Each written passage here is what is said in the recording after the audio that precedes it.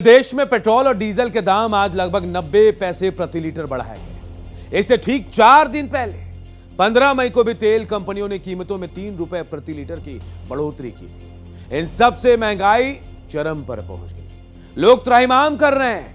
सवाल है, महंगाई लगातार बढ़ने का ये सिलसिला आखिर कब रुकेगा?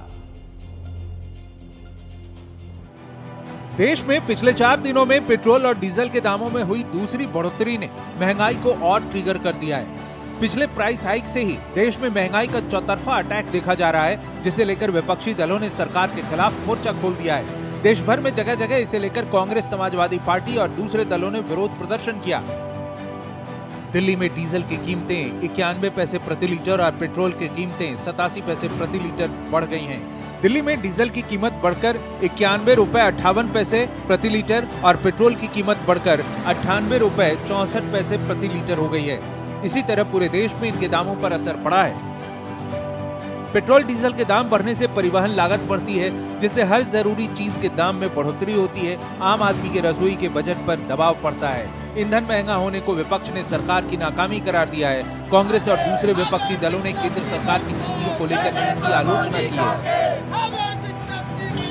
राहुल गांधी ने तो कहा है कि अब आर्थिक तूफान आ रहा है, जबकि सत्ताधारी बीजेपी का कहना है कि वैश्विक संकट की वजह से ऐसा किया जा रहा है। फिर भी दुनिया भर में ईंधन के दामों में हो रही बढ़ोतरी के सामने भारत में दाम कम बढ़े हैं। अब आर्थिक तूफान आ रहा है और उन्होंने जो स्ट्रक्चर बनाया है अदानी अंबानी वाला, वो अब खड़ा नहीं रहेगा, वो टूटेगा पूरा का पूरा। और दुख की बात है कि नुकसान आम जनता को, मतलब वो अपने महलों में बैठे रहेंगे। तो जो आर्थिक शॉक आ रहा है वो अब अदानी अंबानी को नहीं लगेगा, मोदी को नहीं लगेगा।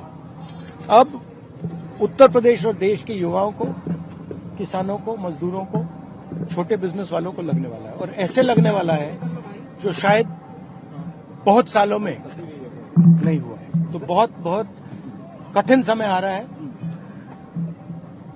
एक्शन लेने के बजाय नरेंद्र मोदी देश से कह रहे हैं कि फॉरेन ट्रिप पर मत जाओ, और नरेंद्र मोदी दुनिया का चक्कर काट रहे हैं। तो ये हालत है। दुनिया में क्राइसिस है पेट्रोल डीजल का।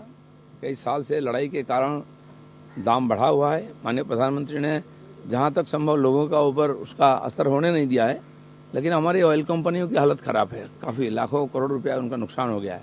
इसलिए जितना मिनिमम बढ़ाना चाहिए उतना ही बढ़ाया है। इसके पहले प्रधानमंत्री ने सबको सचेत किया कि खर्चा कम करिए।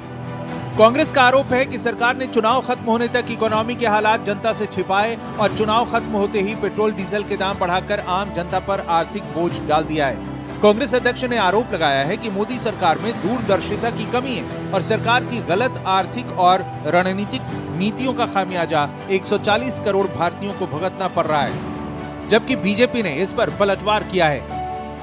हमारे देश में कोई प्रॉब्लम नहीं, हमारे देश में सब ठीक है, मोदी जी ने कहा। और डॉलर की कीमत जैसे के वैसा है, लेकिन रुपए का कीमत गिर जा रहा है।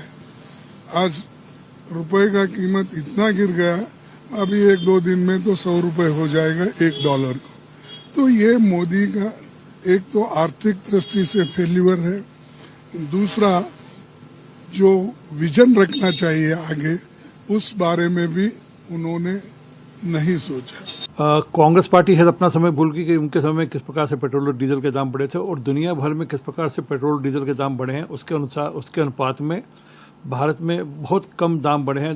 अमेरिका, यूएई, कनाडा, ऑस्ट्रेलिया जैसे देशों में लगभग 40% दाम बढ़े हैं, जबकि भारत में कुल मिलाकर 3.5-4% दाम बढ़े हैं। दरअसल सियासत तो चीज ऐसी है कि महंगाई जैसे सेंसिटिव मुद्दे को भी नहीं छोड़ती, लेकिन आम लोगों का सवाल यह है कि क्या आगे भी इसी तरह दामों में बढ़ोतरी होती रहेगी या महंगाई तेजी से बढ़ने का ये ताजा सिलसिला थमेगा? Bureau report, Bharat express.